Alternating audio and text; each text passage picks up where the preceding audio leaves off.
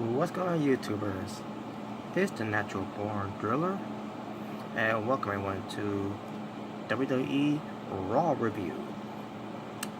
The show from March 11th, 2019. This was the Raw after Fastlane. They were in Pittsburgh, Pennsylvania. Michael Cole, Corey Graves, and Renee Young were your commentators. Now, before I move on to the Raw review, just want to talk about a few things before I get through the entire show, especially where it pertains to the one segment that I find entertaining, which I'll get to. Now, first of all, where it pertains to the whole build-up, the whole road to WrestleMania, the countdown to WrestleMania, this whole WrestleMania season, we're in WrestleMania mode and all that. It doesn't feel that way, folks. They should have been feeling this way since after the Royal Rumble. With the whole once we get to the Royal Rumble, the road to WrestleMania begins. Which means we're in WrestleMania mode, WrestleMania season. All that jibber jabber. That they're trying to spill that. Oh, we're excited for WrestleMania and everything. We're gonna be building up to WrestleMania, and they've done nothing with it because they were too busy building up the Elimination Chamber, a filler pay-per-view. They were too busy filling up, doing filler time for Fastlane. Instead of building up to the biggest show once a year, WrestleMania. I'm like, what the fuck's going on? And on top of that, the whole thing what they do with Ronda Rousey and Becky Lynch, with the McMahons getting involved and Charlotte Flair being added into it, a complete mess, ruined the entire build. And then with the whole thing with Seth Rollins and Brock Lesnar, what have they done with that one? They haven't done much with that either. And we don't know what's going to happen with Drew McIntyre, or what's his role going to be, or pertains to Finn Balor, or what's his role going to be, Bobby Lashley, what's his role going to be leading to Dean Ambrose, where they look at they was going to do something with Dean Ambrose with the whole Nia Jax thing, but did nothing with it because they were afraid to lose some sponsorships. And we don't know what they're gonna do with Elias, what pertains to him, and what they're doing here weekly on Raw is not helping his case at all. And then on top of it, with Braun Strowman, we know what they're gonna do with Braun Strowman now. After what happened last week on Raw, which I didn't watch Raw last week. What pertains to watching the 3 hours, but I did this one, and why I decided to do it, because it's about time to build up for WrestleMania. It's time to pull up or shut up. It's time for stop being lazy, stop wasting time, and build up WrestleMania. Make us feel like this is WrestleMania season. And they have not done that. They have not been doing a good job of building up WrestleMania. They didn't do a good job back in 2015. They didn't do a good job last year. And to be honest with you, I'm not excited for WrestleMania. There were times I was excited for WrestleMania, for what pertains to 2016, a little bit for 2017, but last year I didn't like the direction they were going, and then this year I'm definitely not liking the direction they're going here. And I'm gonna talk more about this when I get to SmackDown too. But what pertains to Monday Night Raw, what's gonna happen with Alexa Bliss, what's gonna happen with the tag team, the women's tag team titles, the Raw tag team titles, the Intercontinental title, like where are we going here with WrestleMania this year? And on top of that, what are you gonna do with the stars you got on the main roster?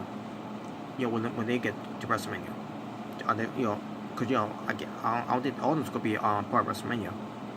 Either that, they'll be part of the pre-show of WrestleMania, where they're gonna try to sell you that they were at WrestleMania, but not really. Yeah, they were at WrestleMania, but they were on the pre-show. A show that doesn't even fucking matter anyways.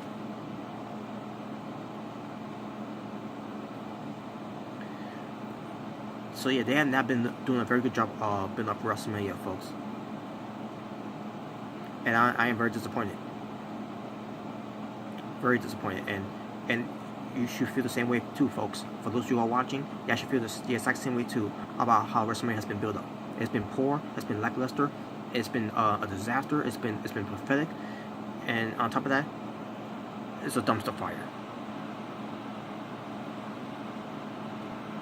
So what I'm gonna do is I'm gonna watch Monday Night Raw every week, leading up to WrestleMania, and then see what they do at WrestleMania, and then we'll see what we do the night after WrestleMania.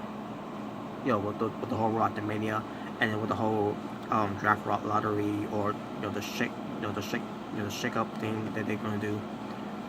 We'll see what they do with that. But as soon as I hear about Shinsuke Nakamura leaving WWE, I'm done. Done with Raw, done with SmackDown, done.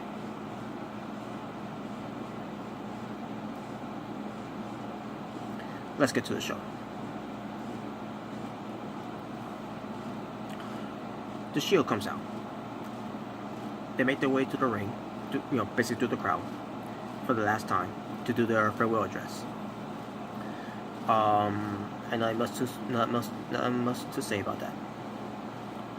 They did wish Seth Rollins good luck to him, because he's got plans for WrestleMania. He's going on the road to WrestleMania to face the Beast Brock Lesnar.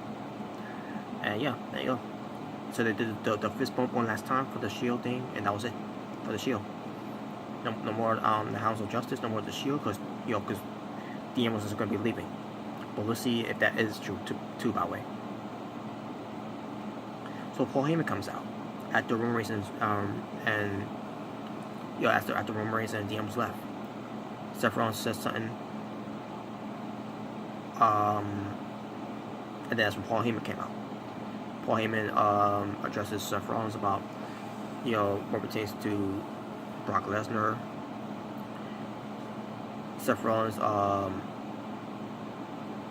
talks about how Brock Lesnar beat guys like Daniel Bryan, AJ Styles, Finn Balor. Surprised he didn't mention CM Punk, but I guess you can't mention CM Punk's name anyways. So,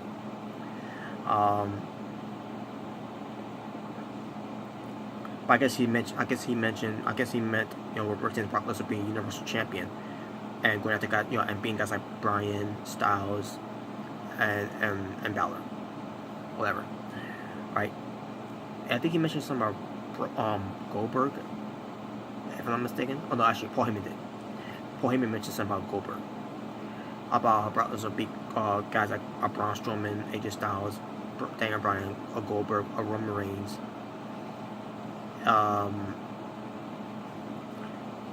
And basically did a video package about Brock Lesnar. And then also, Paul Heyman keeps talking about Brock Lesnar, and then also we get a sneak attack from SmackDown coming to Raw, Shelton Benjamin, and gives him 3 German suplexes to Seth Rollins.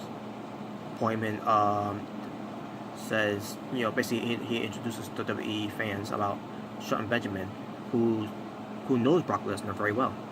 He discusses the past that Shelton Benjamin meant to say with Brock Lesnar, with them being roommates, of them being tag team partners, of them being wrestling each other at one point. Basically pulling over Shelton Benjamin of everything he accomplished. And then Seth Rollins basically talks about Benjamin sneak attacking him, all that, and basically challenges him to a match. So this led to a match between Shelton Benjamin and Seth Rollins, which it was a good match, while Paul Heyman was on commentary. And with him being on commentary, Michael Cole was being annoying, saying to Paul Heyman, about his actions, that Shelton Benjamin did on Seth Rollins. And then the whole thing with Brock Lesnar not coming to work. Because when Brock Lesnar comes to work on Monday Night Raw, his work is just to stand there in the ring, to be in nostalgia, to be a special attraction, and not have a match. What pertains to working in wrestling, you have to wrestle. So that was stupid for Michael Cole to say that, and I get it. This man is in his ears telling him that, but it's still stupid for him to say that anyways. So we're still going this whole thing where Brock Lesnar is not here every week, and he's the champion. He's never here, and blah blah blah. And that's their build for WrestleMania, folks. It was just like last year with Roman Reigns. At one point, Paul Heyman was on his phone, and this reminded me back in the day when Paul Heyman was back in WCW. He was always on his big cellular phone and all that, because he's a businessman and all that. And this is exactly what happened here. He was on his cell phone, on commentary, and he got a call from Brock Lesnar. He said he's going to be here next week and all that, to address the WWE fans and all that. which I doubt he's going to address the WWE fans, because Brock Lesnar, when he shows up, he doesn't say anything anyways. He doesn't talk. Paul Heyman does all the talking. And then Michael Cole being annoying, saying, "Oh, so Brock Lesnar is now coming to work now." And let me say this again, folks. It's stupid for them to say that anyways, because Brock Lesnar only shows up when he's advertised to be there. When he's advertised to be there, he's advertised to be there to show up, and that's it. What pertains to win that Raw. Unless he's advertised to have a match, I want to hear Michael Cole saying, "Oh, is he coming to work?" Yeah, so he's coming to work now. It's stupid. It's fucking stupid.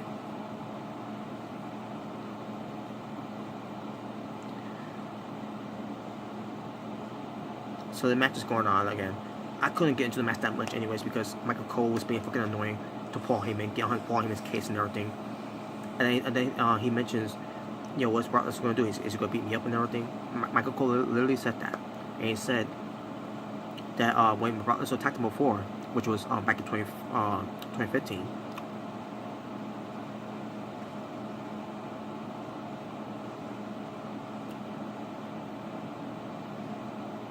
yeah, 2015, yeah.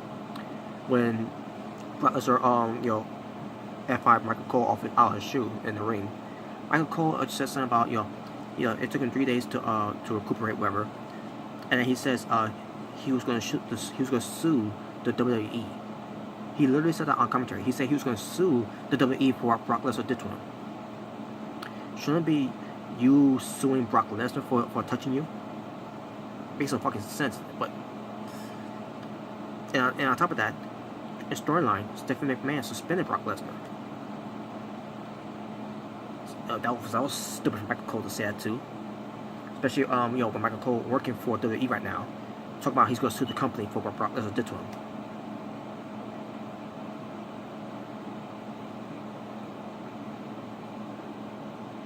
You know what? Next time when I watch a Raw episode, I'll just whatever it takes for Paul Heyman coming out there to commentate on several matches, I'm just gonna take my earbuds off from now on. I can't stand hearing Michael Cole anymore. I might do that for the entire show too, by the way. At this point, Michael Cole annoyed me so much. But in the end, obviously Seth Rollins against Shelton Benjamin. Rollins won. Curse stomp. There you go. Decent match, but I couldn't get into that much because Michael Cole. Annoying as fuck.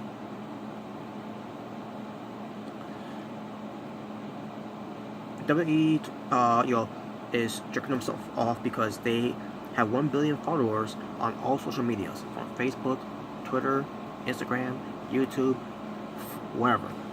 I don't give a fuck.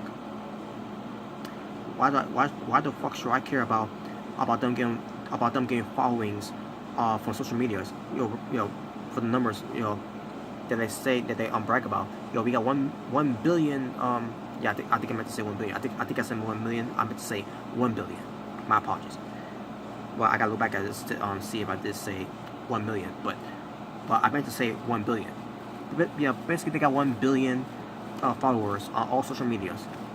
So they're bragging about that. Basically jerking themselves off. Oh, look how great we are because we have 1 billion followers. Who gives a fuck? That's not as long as what pertains to getting that much following on social media. What about your W network? How many you got that all that how many subscribers you got on your W network? What pertains to to 1 billion followers on all social medias. I doubt you even got 1 billion followers or subscribers on your WWE network. Because if they did, they would announce that too. But they didn't. In fact, the last time they announced they have 1 million subscribers was back in 2015.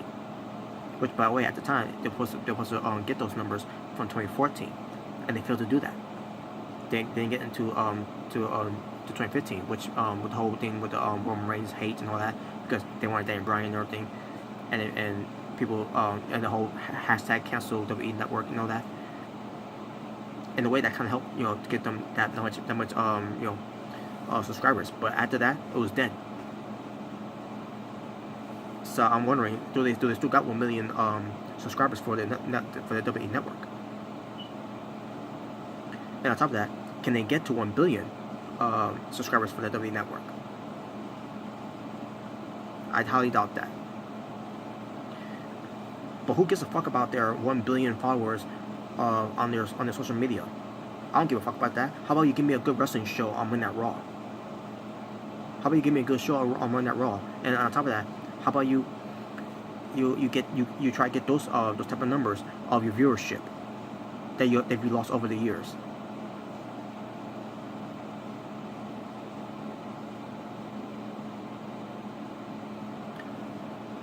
WWE Intercontinental Championship. Finn Balor defends against Bobby Lashley in a very decent match. I thought this match was was expectation. Finn Balor was going to go for the win, only for Lio Rush to come out of nowhere to ring the bell.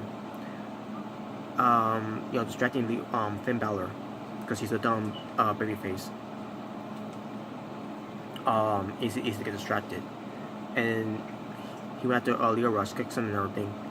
It goes for a springboard, only for Bobby Lashley to call him in midair with a spear to obliterate his Intercontinental Championship run. So your winner and new WWE Intercontinental Champion, Bobby Lashley, only because Finn Balor was distracted, and that was the way to protect him.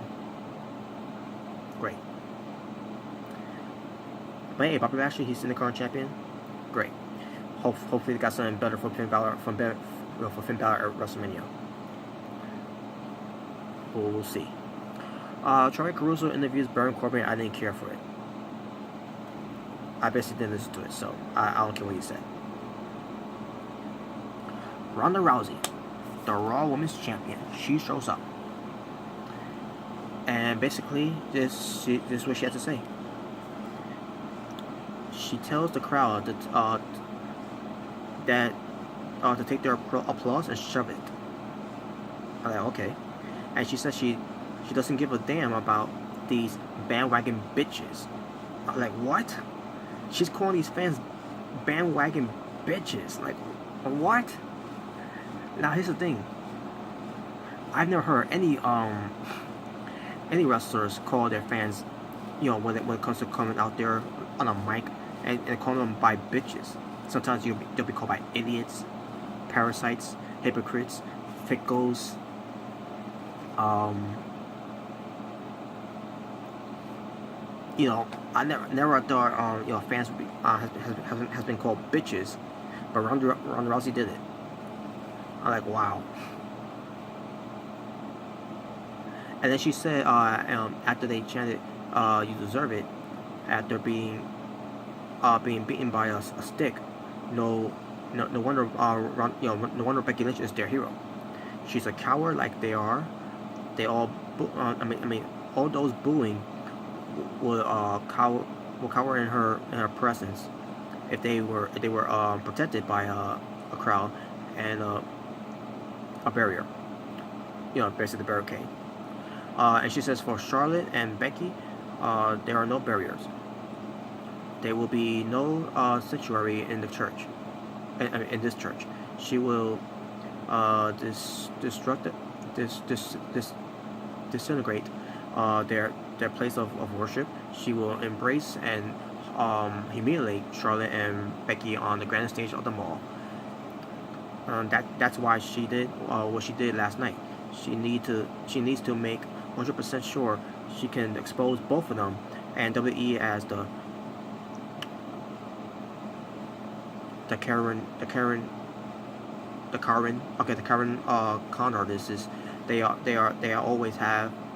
always been. She will walk through Becky and Charlotte and leave WrestleMania as the Raw Women's Champion. And she says no one can stop her. In fact, WWE has her permission to make it a handicap match. And she be embarrassed if she even broke a sweat. And she said Becky is a joke, Charlotte is a joke. Anyone who believes in this whole cabaret is a joke. And she says that, and then she drops the microphone and holds up the belt. And I'm like, best promo Ronda Rousey has ever cut since ever. This was her best promo, and this felt like it wasn't scripted. This felt like it was natural. It came from the heart. It was organic. It didn't feel forced. It didn't feel scripted. It didn't feel like that she was rehearsing or this is the promo. This was a good promo from Ronda Rousey. And like, now that's the real Ronda Rousey there. That's how Ronda Rousey. That's how Ronda Rousey should become her promos. Now, despite what she said about the whole wrestling is fake and all that thing that she said, which I did not agree to that. I don't agree with her doing that.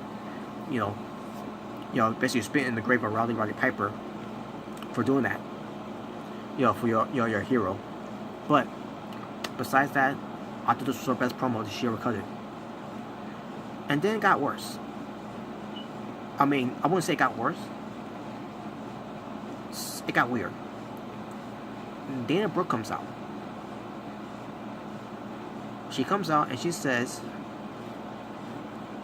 basically they heard enough of Ronda's venom, and she basically pointed out that she has nothing to lose.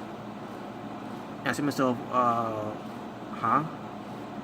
And says that she won't let her disrespect WWE and the fans and the women's locker room.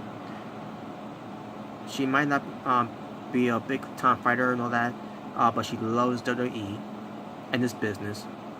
When she says she loves WWE, I got John Cena vibe there. Basically, and she's pandering. I'm like, oh no. But I'll give credit this though. She did say she loves the business, and I think she is serious with that too. She meant what she said there. What she did something about.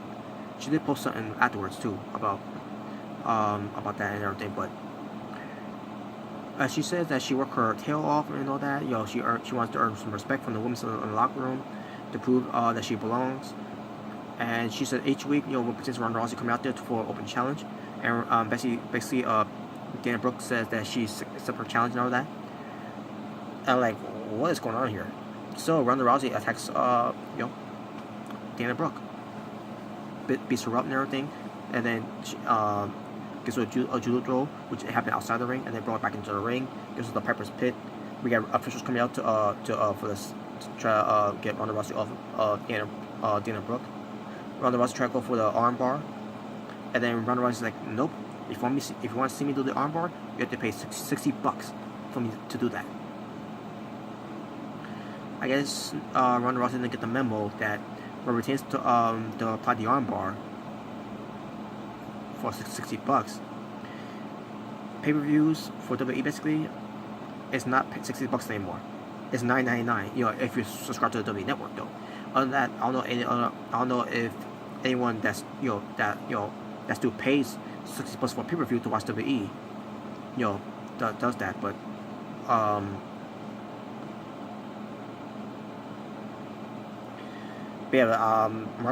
Rousey didn't get the memo that it's $9.99 now for that, and new subscribers for free for the WWE Network. But whatever. But I'm not gonna take that away from Ronda Rousey cutting a great promo that she's ever cut.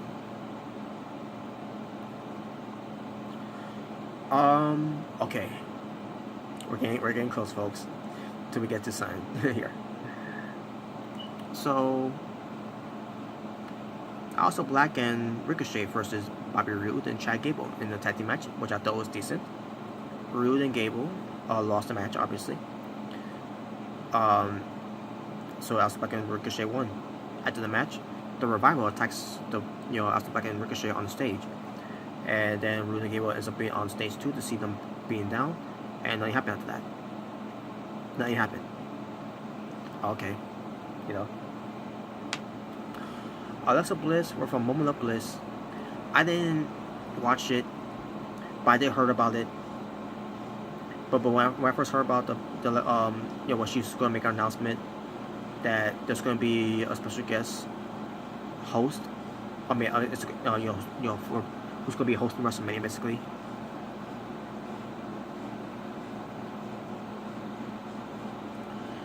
And basically, when I first heard about this, like, saying myself, okay, she's gonna announce herself to be the host of WrestleMania for WrestleMania 35, and sure enough, that's what she did.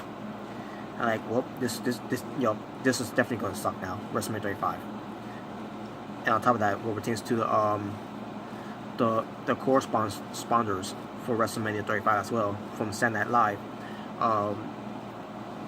Michael Shea and Colin Jost, which by the way they did a segment that last week. Again, I didn't watch Raw last week. The 3 hour show basically. I didn't watch the 3 hour show. I just watched highlights of it. But there was a segment they did with Braun Strowman, and I thought it was trash. And then we get to this week's segment. Braun Strowman being interviewed by Charlie Caruso. Excuse me. And all of a sudden, some guy walks up to Braun Strowman saying there's a car for him waiting. And then they go to commercial. We come back from commercial. It was a red sports car, and Braun Strowman destroyed it because because he couldn't fit in there, whatever. Even though he didn't even try to go in there, but whatever. Because it was so small and everything. And then Strowman tells this guy, to Jost and she, to give him the store or whatever, or something like that. I don't remember. And it says that he's going to New York so they could get these hands. I think they said that he's gonna be, Braun Strowman's gonna be at Saturday Night Live. I don't know if that's true or not, but stupid. Speaking of stupid, we get to Elias in front of his hometown in Pittsburgh, Pennsylvania. He's being welcomed, with open arms for these fans. They're cheering for him. They love to see Elias. And I see myself, WWE, you better not have Elias turn on these fans. And that's what they did. Elias was disrespecting the fans in Pittsburgh. Just, basically saying they're a waste of life, and basically just kind of heel promo to his hometown. And I say to myself, are you that fucking stupid, WWE? You got someone here with Elias. You know what? At this point, Elias is done. And then make matters even worse. Before I get to the worst part, he talks about someone named Antonio Brown. I don't care who that is. I really don't care who that is, folks. I'm not even gonna look it up. And then Elias gets, how Elias always get interrupted. He got interrupted by No Way Jose. Are you fucking kidding me? So when No Way Jose came out with his ridiculous outfit that he's wearing now, which looked like a reject Aladdin from Agrabah. But then he got his hair braids. His hair is all braided up, and his green hair. He has green hair that's braided and all that. Like, what the fuck is this? Like, this is how you're gonna carry yourself now. So Elias attacks No Way Jose because he's so trash. Jose beats up his a few guys from the Congo lines, and Elias took out so trash Jose with a dripped away on the ramp, and that was it. And like, wow, this was trash. This was so fucking stupid. It was fucking embarrassing. I feel so stupid watching this segment, especially watching so trash Jose, who's fucking trash.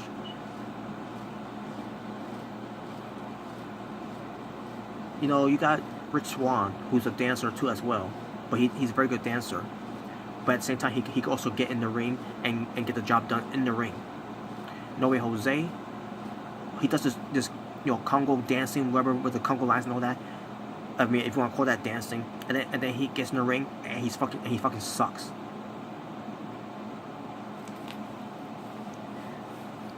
No Way Jose, you disappoint Trevor Lee. And Trevor Lee, I don't get how Trevor Lee can train this guy, where he's performing in the ring, with just doing dance moves and not doing wrestling moves at all. So trash Jose was a waste of time for Trevor Lee to train. This guy should be fucking embarrassed as a fucking wrestler.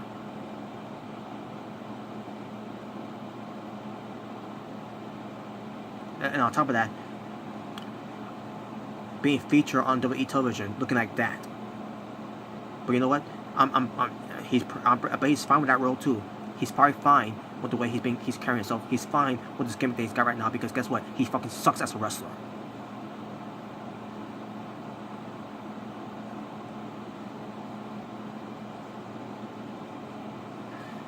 Harlem Heat.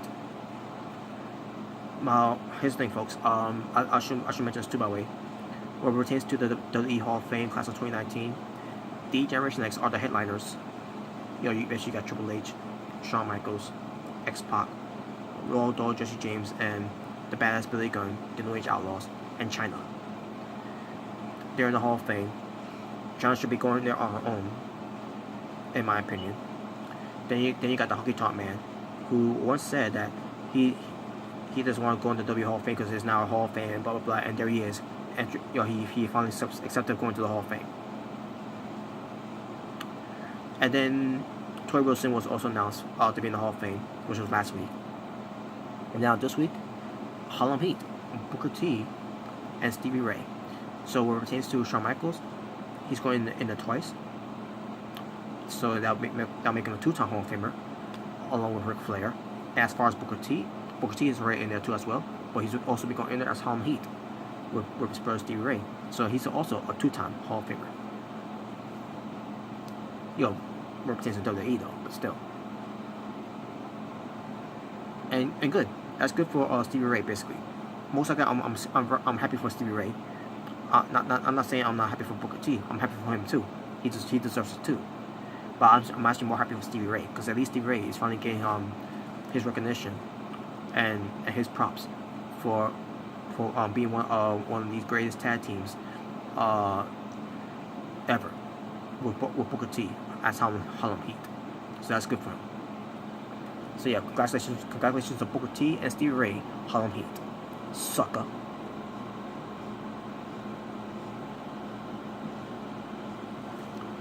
And then after that, Lacey Evans comes out.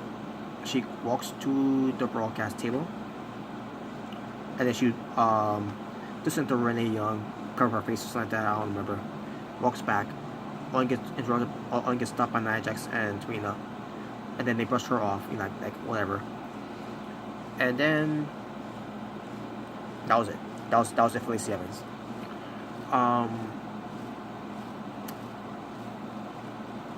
Natalya comes out and she introduces Beth Phoenix, who's gonna be with her.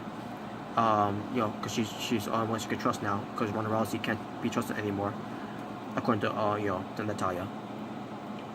So the match between not Tamina. It was a match between Nia Jax and Natalya versus. Natalya versus Nia Jax. I'm sorry. And the match ended in a matter of seconds because Beth Phoenix gets in the ring, attacks Nia Jax. We get a brawl, and from there, Nia Jax basically Nia Jax won by disqualification. We go backstage, and Sasha Banks and Bayley were fighting with Tamina and Nia Jax. And Nia Jax, it looked like she was about to attack Finlay, because Finlay was one of those guys with referees and the agents breaking up and everything. And Nia Jax almost hits, basically almost tried to hit Finlay. And I see myself, wow, she is fucking reckless. Wow, unbelievable. Alright, now for my favorite part of the show that got me dying laughing. And it's Triple H and Batista confrontation. And it wasn't because, and this segment didn't make me laugh because of Triple H. Batista made me laugh in this segment. So Triple H comes out first, and his leather jacket, his t-shirt, and I'm saying to myself, I thought it was not about the character, because because again I didn't watch Raw last week, throughout the show. I won't watch highlights of it. And Triple H was saying last week in his promo, which it was a long ass promo I heard. No surprise by the way, but he talks about it's not about the character and blah blah blah, and here he is being the character. So Batista comes out. He has his securities, And Triple H says, are you gonna get in this ring, or you just gonna stand there like a nose ring model? Yeah, because Batista's got a nose ring. Who cares? Like, yeah, Triple H. That's what Triple H does best. He goes to bury people of their appearances. But you know what? I guess that's how trolls get their things. Get their ways nowadays, right? Whatever. Well, Batista said, you're not doing it on your terms, and basically, what pertains to the securities and everything, Batista said, it's for my protection, alright, but, because he knows Triple H, because, what if he gets in the ring and then he has a sledgehammer and all that, right? And then Batista said, Triple H, you're gonna give me what I want, so give me what I want, give me what I want, give me what I want. Triple H was like, I'm not giving you a damn thing, and even though he said last week, you say you was gonna give him what he wants, and now you're gonna say you're not gonna give him what he wants.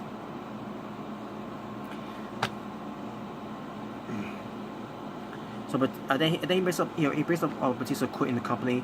Like, you mentioned that again, and then him going to Hollywood and everything. Yeah, because he was, because at least he was successful in Hollywood, unlike you, Triple H, of your failed, cameo appearances in Blade Trinity, and your Chaperone, and your other movies from WWE Studios that went straight to DVD.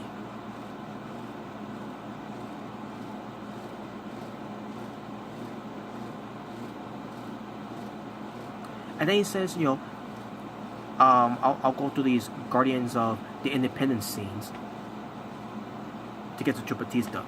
Like, really? You're gonna expose these securities being indie wrestlers? But it's Triple H. Once again, he has his golden shovel and starts burying all those these indie wrestlers. Stupid. And then Triple H, he's doing, I'm the game. So then Batista was like, you know what I want, but you won't give it to me. And then he started getting intense with his promo. He's like, give me what I want, or I'm gonna hurt more people that you love. Give me what I want. He was basically saying, give me what I want. And Triple H, again, he's like, I'm not giving you a damn thing. The only thing I'm gonna give you is the being you deserve and everything. And then, but it's like, look at you, Hunter. It's like, it's killing you inside and all that. And then Triple H was like, just get in the ring and all that. And then Batista was losing control. And he's like, give it to me. Give me what I want. Give me what I want. And then Triple H's like, I'll give you the beating of your life. And then Batista's like, no. Yeah, he's like, no, that's not what I want.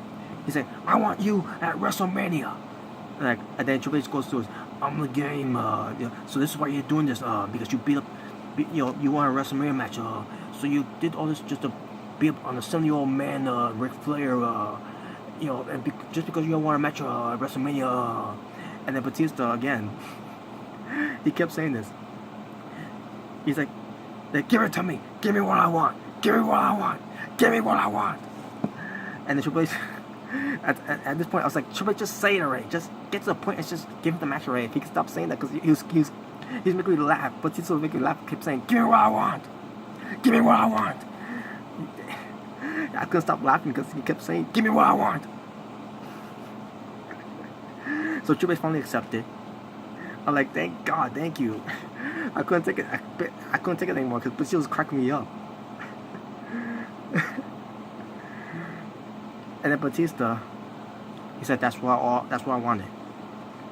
For you to arrest me, his last match, to end his career, on his terms, and to also to end Triple H's career too as well. When he said that, I said to myself, well, I hope so, because Batista's gonna pull up with Triple H. I hope this is Triple H's last match too, because I'm sick and tired of seeing Triple H wrestle. And then Triple H said, because he had to get his last word in, he said, I'm not doing,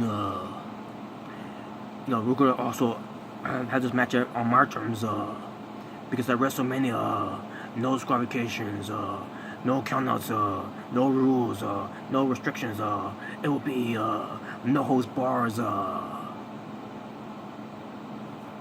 and that was a promo.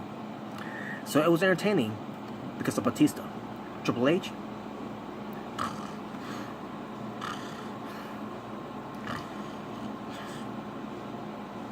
That's Triple H's promo. Next, so yeah, the match is set up for WrestleMania, and it's gonna suck. Kurt Angle comes out to a reception to his hometown. So about he's for 23 years ago he won the Olympic gold medal with a broken freaking neck, and traveled the world for 20 years as a wrestler and everything. And he wants to have his farewell match at WrestleMania, but he also wants his final match at Pittsburgh against this man, Apollo Crews. And they had a match, and it was alright. Kurt Angle ended up going over.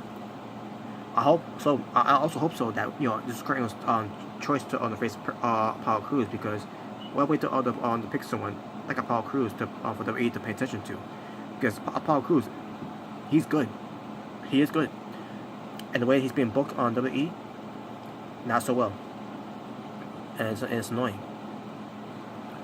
But yeah, but Kurt Angle won the match starting with, and he put over Apollo Crews, and then Apollo Crews puts over Kurt Angle. It's like, no, I'm putting you over. So nice that Apollo Crews did that. WWE, push him. Stop bullshitting around with Apollo Crews and push him.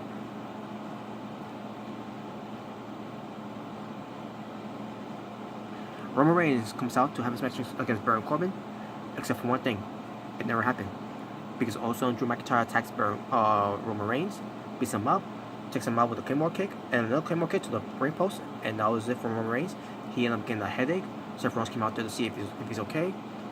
He goes to the ramp, and then we go to commercial. We go backstage. Dean Ambrose looks upset that happened with Roman Reigns, and then Dean Ambrose walks. Basically, Roman Reigns got into the trainer's room. Seth Rollins was there with him. Ambrose sees Triple H. Yes, there was more Triple H, by the way, folks. So Ambrose tells Triple H, "Give me what I want. I want Drew McIntyre and a false count anywhere match. Give me what I want. Give me what I want." Nah, he didn't say that, but he did say he wants McIntyre in a false count anywhere match, and then Triple H is like, "You got it, no."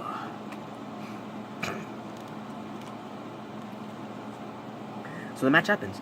Dean Ambrose versus Drew McIntyre in a false count anywhere match, which I thought it was pretty decent. They fought they fought through the crowds. They fought outside the ring. They fought inside the ring. They fought on the stage. They fought on the broadcast table. And then there was a railing near the stage where Ambrose's head was put in by McIntyre. McIntyre goes for the... Wait, I forgot to mention this before I get to that part. Ambrose got stabbed in the eye by Drew McIntyre with a pencil, and then Lone darts him into the stage, or the LED stage thing, twice, and then he puts him on the head of the railing, and then gives him a Claymore kick, which was pretty nice the way it was done too. And he beats Ambrose, and then after the match, Ambrose was getting back up there on the stage. McIntyre takes him out with a Claymore kick again, and that was it for Ambrose. I guess that's the way to write him off for TV, I guess. I don't know if that is true or not, but based on what they did there, I think that's it for Ambrose. I don't know if he is gone from there after that, but we'll see. We'll see what happens. And that was Raw. Talking about wrestling for WWE Monday Night Raw from March 11, 2019. 6 matches, and my overall rating for the show. The show itself, not so good. 4 out of 10. So that being said, thank you all for watching. It's Natural Born Driller, saying peace on the streets.